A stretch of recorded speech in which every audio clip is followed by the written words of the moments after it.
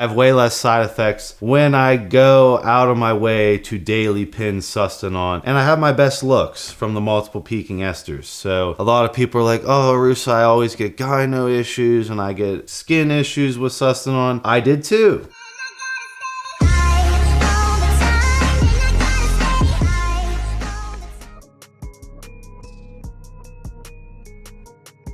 What's up, everyone? It's Russo. I hope everyone is doing well. Please follow my Instagram at Russo Lifts. Just in case something happens to this YouTube channel, you can follow, message, and you can watch my daily story content on Instagram. I'll see you there. What is up, everyone? It's Russo. I hope everyone is doing well. ASMR sip is the bubbly. Probably just lost a lot of people, or people got their eargasm from the ASMR sip. Comment below which one you are. Today I'm going to be going into my favorite SARMs cutting hybrid cycles. I'm just going to give you a few setups that I personally like because people ask me, they want me to lump in multiple things. I don't like doing that because I hate people who cookie cutter copy me. I feel like it's a case-by-case thing, and I feel like with biohacking you should play around with the dosages yourself. You should see what side effects you get personally. You should see what biomarkers get fucked up in your blood work, and you should kind of take my seeds of knowledge and implement them into how you monitor yourself with your own said biohacking, because it's dangerous when you modify your own biochemistry. I kind of just say my experiences, my personal opinions based on the thousands of inputs I've gotten over the years of people messaging me on Instagram at Russo Lifts, their personal experiences alongside me documenting my own shit. So Andrew edited the hybrid cycle, or the SHBG video. I'll have him throw that up, or the most recent video I did talking about my mistakes with SARMs hybrid cycles, so please watch that, because that's a whole 10-minute tangent on like the fuck ups I did with the hybrid cycle. So watch that, then come back to this video, but I'm gonna lay it out. So my favorite cutting cycle ever that was a hybrid cycle was 350 sustanon a week split into daily injections. Daily injections meaning I'm getting multiple peaking esters of testosterone every single day, because I'm mitigating the skin side effects as well as the SHBG crash. I'm prolonging the SHBG crash. It's still going to happen, but since I'm not overloading my body with androgens on Monday and Thursday, I'm kind of trickling them in. That gives SHBG more time to work properly before it gets all fucked up, but it will get fucked up as the cycle continues. But I have way less side effects when I go out of my way to daily pin sustanon, and I have my best looks from the multiple peaking esters. So a lot of people are like, oh, Russo, I always get gyno issues and I get skin issues with sustanon. I did too. When I pinned Monday and Thursday, I had all those issues. When I did daily pins and sucked it up and did daily pins, had a much better experience with sustanon, and I had my best looks from the multiple peaking esters. So that was my base level estrogen base, is this sustanon, which you could dose 165 to 350. I think 350 is more of a blast for me, right? I'm talking about a cutting cycle blast. And then as far as the SARMs, I would add in as the hybrid. My one of choice, you guys probably know, is S23, but I will do the caveat of you could do S23, which comes with hair loss side effects, which comes with androgenic side effects, which comes with most of the side effects of a traditional oral steroid. Besides extreme liver toxicity, it's a long-term oral that can be run over the course of the whole cycle, which is what makes it so appealing to me personally with the extreme power of S23. But I'll say something like S4, way less hair side effects, not going to bind with the prostate, not going to cause super androgenic side effects, or something like Ostrine, which will put you in an uplifted mood, versus S23 is going to make you angry, apprehensive, aggressive all the time. Ostrine or S4 is way less on the mood, way less on the hair loss, and overall much harm mitigated androgens to put on top. But I'm getting hardcore in this video, so if you want something less risky as far as a SARM to put in the hybrid, then I would go with S4 Ostrine or ACP105 or AC262. Personally, if you want to go more hardcore, S23 or RAD140. Now S23 I like depending on my current composition at the time, meaning if I'm lean already and my metabolism is ramped and I'm doing daily cardio cardio, then I have to eat to keep up with the S23 because the S23 jacks up my basal metabolic rate, BMR, super high. So I have to modulate the S23 dosage based on my food intake to not look super flat. But I like anywhere between 10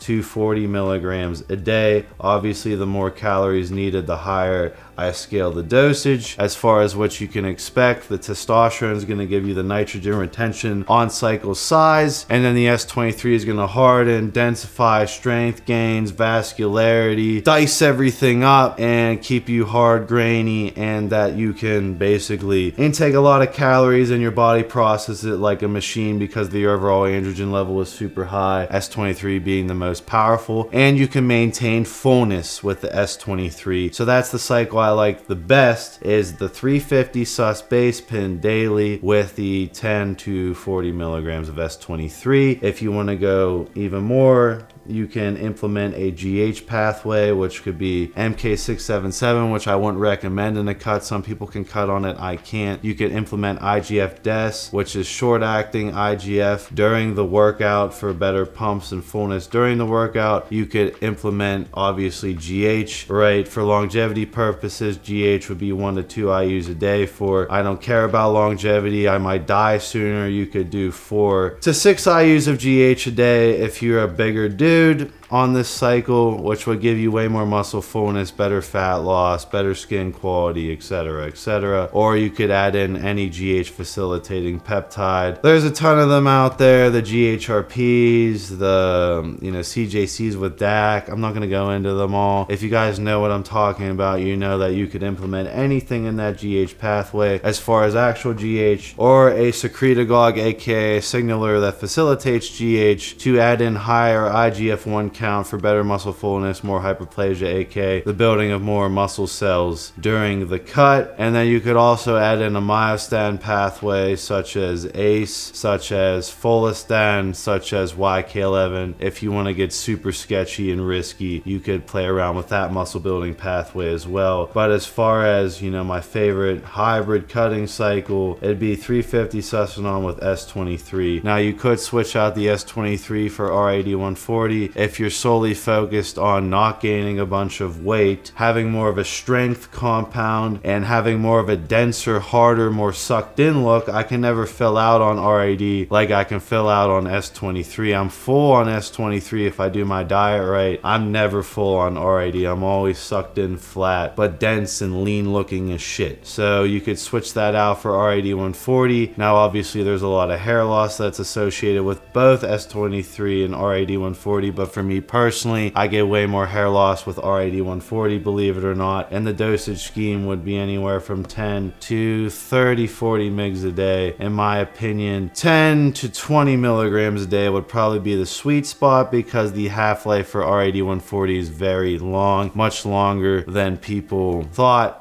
Everyone thought it was 24 hours. It is now known that I think it's over 30 hours, so you could get away with dosing it every other day. Now, as far as mood and mental, S23 is going to make you hyper aggressive, angry, and overall agitated. RAD-140 is going to make you snappy as shit, angry, aggressive, so you're not really getting away from the mood. I will say that RAD-140 is neuroprotective, and in my opinion, it has a nootropic effect of making me feel smarter, whereas S23 kind of makes me feel just all vigored up and angry. You could switch those in and out, and then obviously Austrian, you could do 10 to 30, 40 milligrams a day, and S4 you could do 25 all the way up to 200 milligrams a day, depending on if you wanted to tolerate the eyesight side effects, with the Osta and S4 being the more conservative compounds that are much less side effects, much less risk for hair loss, but you're still hardening, densifying your look, and you're increasing your vascularity and strength as you cut. Now, as far as diet goes, I would keep the protein 4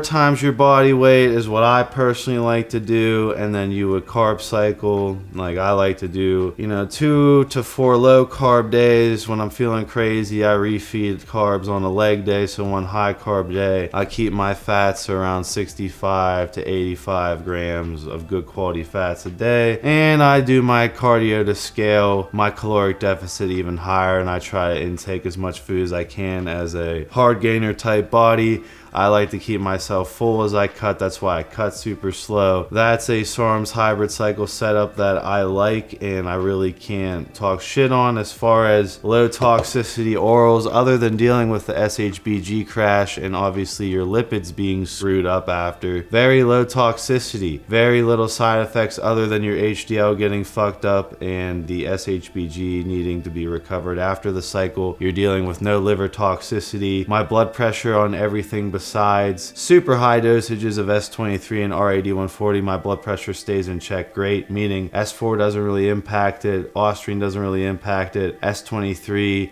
10 to 20 a day doesn't really impact it, and RID impacts it pretty significantly at even 10 milligrams a day. So RID would probably be the one that personally with my lab rat, you know, I tolerate RID the worst out of all of that. And when you have the testosterone super low, you're basically just modulating your estrogen conversion and DHT conversion. You have better muscle nitrogen retention, but you're not putting in loads of tests, which would equal loads of estrogen conversion, which would equal loads of water retention around the heart, which would jack up your estrogen even more. So yeah, it's a lot better than running trenbolone in my opinion, because trenbolone, you're obviously going to have a slightly better look, but you're dealing with your kidneys being, you know, knives running through your kidneys of it being super kidney toxic. You're dealing with a horrible change in personality, and you're dealing with horrible insomnia and night sweats, which I do get on RAD 140 as well. RAD 140 comes with a lot of side effects in my opinion that's pretty close to a more hardcore gear cutting cycle. That's why I kind of lean towards S23. I just personally tolerate that better. But that would be hybrid cycle setup that you could use on the cut. And as far as fat burners, you could do injectable L-carnitine dosed at 400 to 600, preferably 600 milligrams a day, injected intramuscular, which would sensitize all your androgen receptors and make all the androgens work better. You would be more sensitive, you would get more results, and it's a fat mobilizer, so all the cardio you would do would equal more fat being burned up, and overall that'd be great. You could add in ephedrine as well. Ephedrine is a very popular stimulant that Alec likes, and I forget the in-depth details of what ephedrine does. I don't have it off the top of my head, I'm sorry, but I will lead towards using ephedrine over clenbuterol. And then you can obviously use green tea extract, you can use yohimbine, and specifically you can use rawlosine.